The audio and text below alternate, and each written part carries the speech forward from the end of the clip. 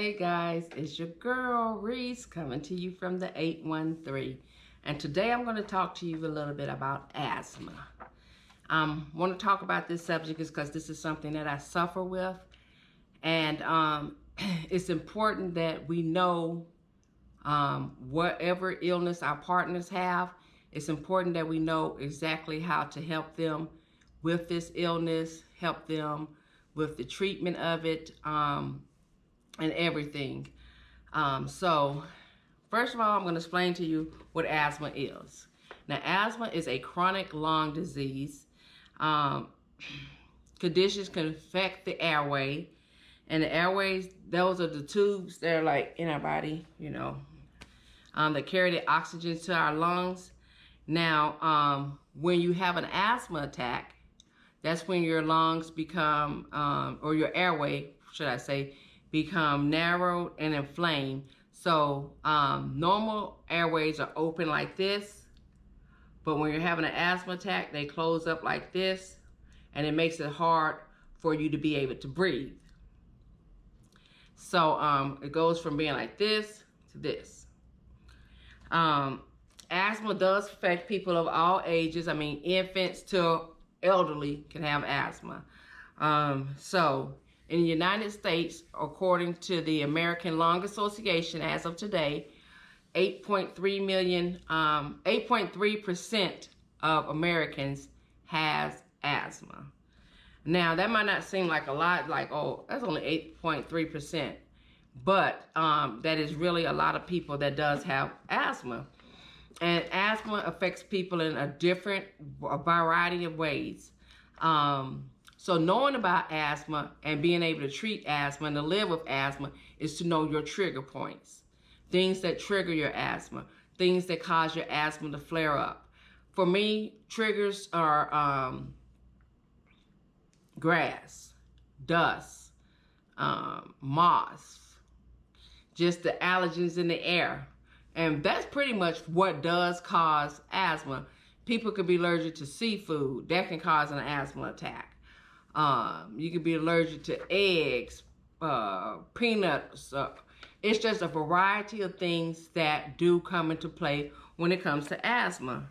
But there are plans that are put into place to help people that suffer from asthma. So you have your rescue inhalers. Those are your Pro-Airs, your albuterols, your Ventolins, all those inhalers. You might see people walk around with the orange ones. Some of them are gray, some are blue, some are red and white. They're just a variety of colors. Those are what we call our rescue inhalers. Then you have the steroid inhalers.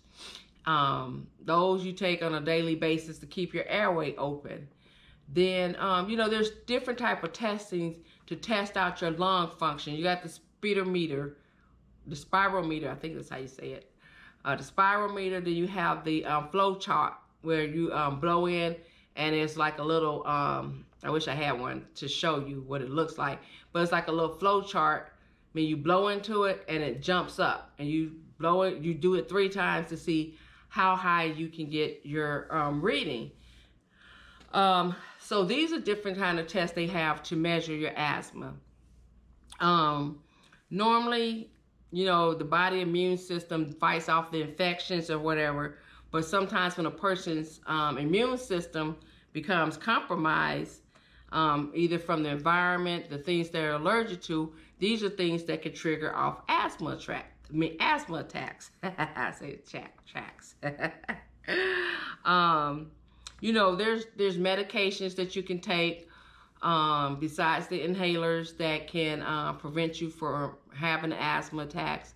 It's just like with me, I can remember a time where my asthma was so bad. We was getting ready to go to Germany, and we went to our family reunion in Louisiana. It was so hot. Oh my God, it was so hot. It was May. It was around Memorial Day weekend. And I think I was like about 15, getting ready to hit 16. And I'm allergic to grass. I'm allergic to dust. So that's another reason why I'm very OCD. I just got to have everything wiped down because I don't want to be sick. I hate asthma. having an asthma attack. Asthma attack, you're gasping for your breath. That is not a fun feeling. So if you know people that suffer from asthma, you know, it's okay for you to ask them, okay, what is your triggers? What makes you have an asthma attack? 9 out of 10 people know what their triggers are when it comes to having asthma. Back to my story. We was in Louisiana, and we was at a family reunion, and I came in contact with some grass and some dust, and I was having a very severe asthma attack, which landed me in the hospital for, I want to say like 2 or 3 days. So it kind of delayed us going to Europe because of my asthma attack, to the point where the doctors told my parents, like, look, if she had got here 30 minutes later, she would have been dead. I mean, my dad was blowing this AC on high blast. I'm trying to suck in that air. I'm sweating like I done just got out of a swimming pool. You know how the water just be dropping off of you? I'm just dropping sweat like that.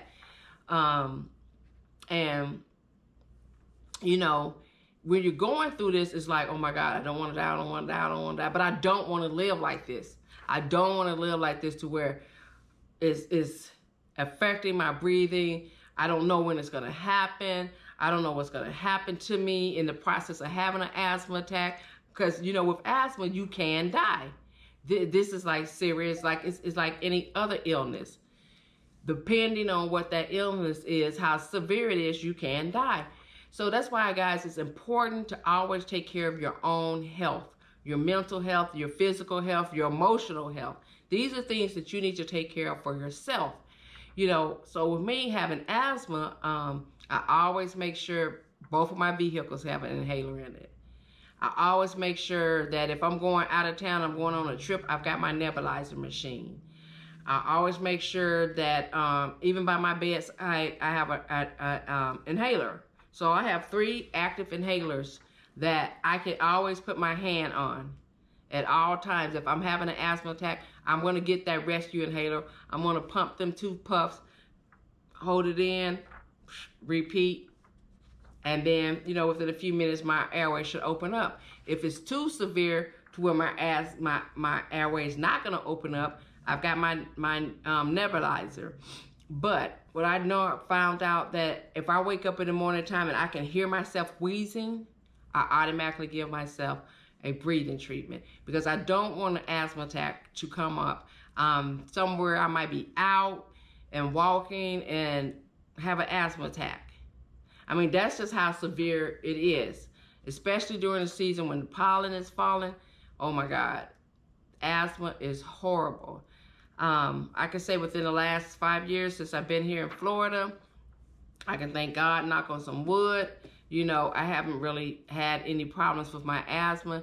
Every once in a while it'll try to flare up, but I always grab my rescue inhaler or I grab my nebulizer, give myself a breathing treatment, drink some water, drink some coffee. You know, there's all kind of little remedies they say that works. They say drink tea, it'll open up, because caffeine is supposed to open you up. Drink coffee is supposed to open you up. So those are the things that I do. Guys, it's important. It's so important that if you know somebody that has asthma and you hang with them on a regular, that you know what to do when they have it.